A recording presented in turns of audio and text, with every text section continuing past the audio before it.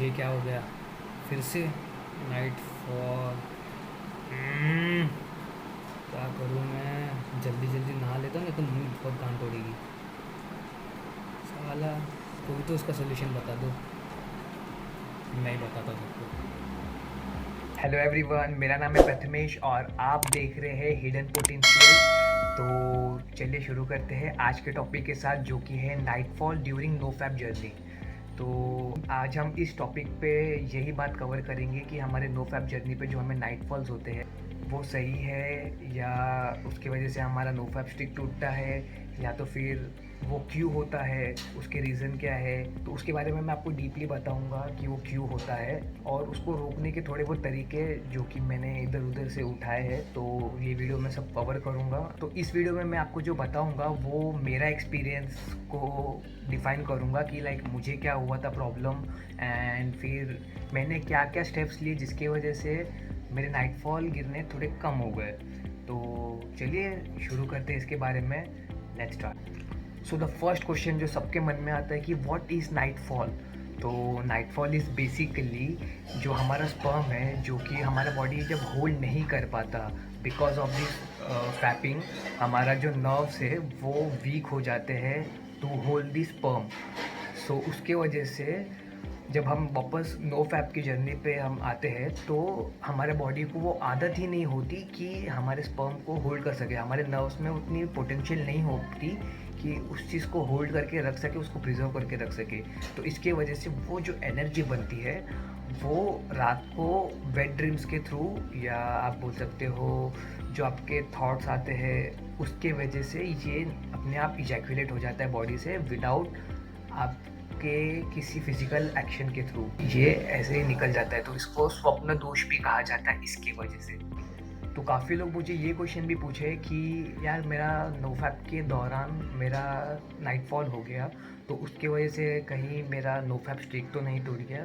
तो नहीं, आपके लिए एक बहुत अच्छी खबर है कि इसके वजह से आपका नो फैप स्ट्रिक नहीं टूटता, क्योंकि ये हमारे बॉडी का नेचुरल प्रोसेस है। एक्चुअली जो हमारा स्पर्म है इट इज़ एनर्जी। अगर मैं इसको प्रॉपर बताऊँ तो ये एक लाइफ फोर्स एनर्जी है।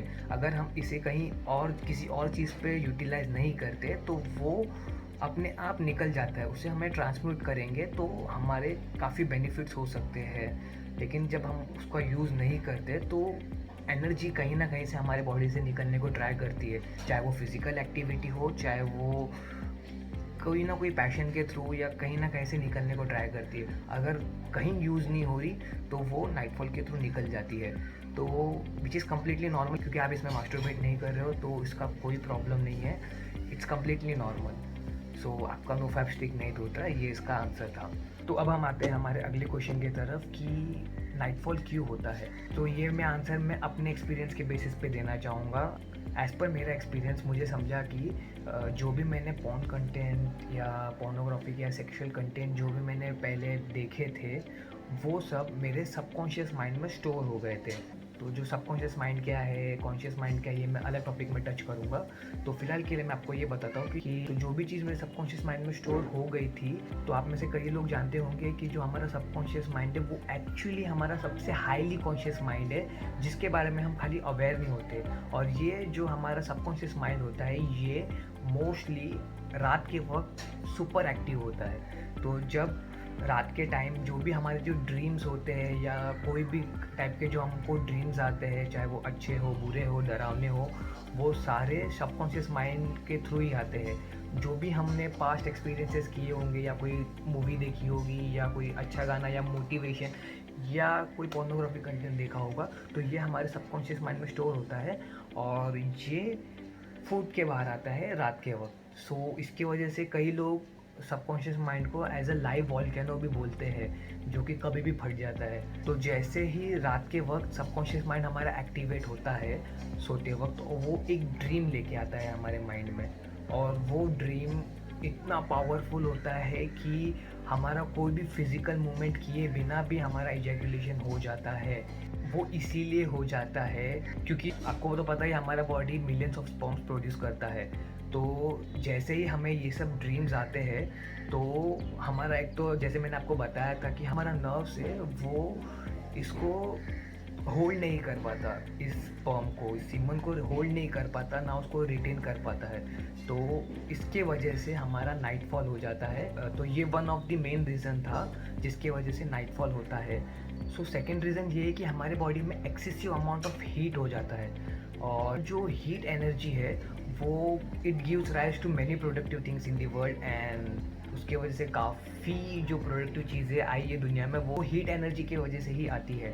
तो अब क्या है कि क्वारंटाइन चल रहा है, तो इस वक्त अगर हम जब कुछ काम नहीं करते, कोई फिज़िकल एक्टिविटी नहीं होती, तो वो हीट एनर्जी कहीं और यूटिलाइज ही नहीं हो रही है, वो हमारे बॉडी में ही दब के रह जा रही है। और आपने कभी कभी फील किया होगा, जो लोग लाइक 60 डेज़ के मार्क्स पे पहुंच गए रहेंगे, अंदर ही आपको समझ में नहीं आता है इतना गर्म क्यों हो रहा है, इतना जलन क्यों हो रही है उधर पे, तो वही एक्चुअली आप अपनी हीट एनर्जी यूज़ नहीं कर रहे हो। और जैसे कि मैंने बताया था कि जो हमारा सीमेन है वो लाइफ फोर्स ऑफ एनर्जी, वो एक नया बर्थ दे सकता है किसी को, तो मतलब सोचिए इसमें कितनी एनर्जी है। तो इसके वजह से जब हम उसको यूटिलाइज़ नहीं करते, किसी प्रोडक्टिव चीज़ में नहीं लगाते, तो वो in the form of nightfall वो निकल जाती है। सो दैट्स द रीज़न कि ये नाइटफॉल होते हैं। तो अब हम आते हैं इसके नेक्स्ट क्वेश्चन में, नाइटफॉल कितने बार होना नॉर्मल है।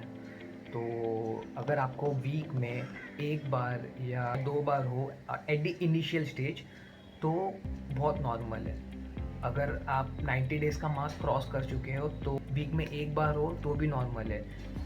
बट अगर वो 90 डेज़ के बाद भी वीक में 1 से ज़्यादा बार हो तो आपको कुछ तो प्रॉब्लम है, तो उसके लिए आपको इलाज करना पड़ेगा। एंड मैं कोई ऐसा थेरेपिस्ट तो हूँ नहीं जो मैं इसका इलाज बता सकूँ, तो आई वुड सजेस्ट कि आप किसी डॉक्टर को ही कंसल्ट कीजिए, एंड स्पेशली किसी आयुर्वेदिक डॉक्टर को, क्योंकि जो मेडिकल साइंस वाले डॉक्टर्स होते हैं वो मोस्टली प्रीफर करते हैं, वो लोग बोलते हैं कि यार आप मास्टरबेट करो, हम भी वीक में 2 बार करेंगे तो वो नेचुरल होता है एंड उसके वजह से प्रॉब्लम नहीं होता। बट हमें एक्चुअली करना ये है कि हमें अपने स्पर्म को प्रिजर्व करना है एंड इसको रिटेन करना है, सो दैट हम अपने हायर पोटेंशियल पे पहुंच जाए। तो इसके वजह से मैं आपको सजेस्ट करूंगा किसी आयुर्वेदिक डॉक्टर को दिखाइए, वो आपको एक अच्छा इलाज बताएंगे। सो अब हम आते हैं हमारे नेक्स्ट क्वेश्चन की तरफ, जो कि मुझे पूछा कि यार